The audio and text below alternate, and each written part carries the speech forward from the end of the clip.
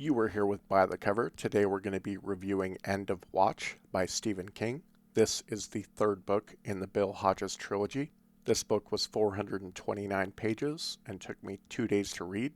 Overall, I would rate this book an 8 out of 10. This review will contain some spoilers, so if you don't want to hear those, go ahead and click off now.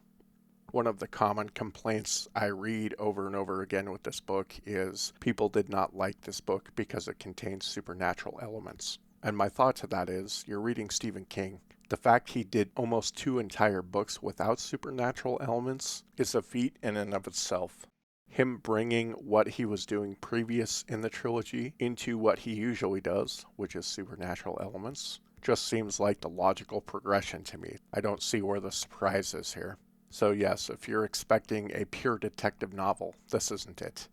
I really liked the combination of those two styles. I didn't think he was going to be good at writing a detective type story, but reading the first book in this series completely blew me out of the water. I thought that book was awesome. So seeing that style mixed with the supernatural, I was so in for it. I really liked the plot in general. I thought it was unique, and it was fun to try and figure out what was going on throughout the book. I really love Brady as the primary antagonist of this trilogy, and it was great to see his return in this book. I really like the inclusion of Barbara a little more in the plotline. I don't think she's a bad character, and when she has interesting things to do, it can be a good time. I also liked seeing Freddy again, which is Brady's old work buddy, and I love the ending of this book.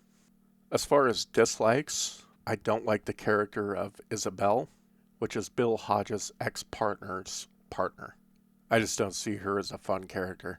I thought the pacing was a little slow at times, and just a small issue is there wasn't a whole bunch of focus on atmosphere, but there really wasn't a big focus on atmosphere in the other 2 books either, so it's not that big of a deal. That's about all I have to say on this one. I thought it was a great wrap-up to this trilogy. That's about it. We'll catch you later.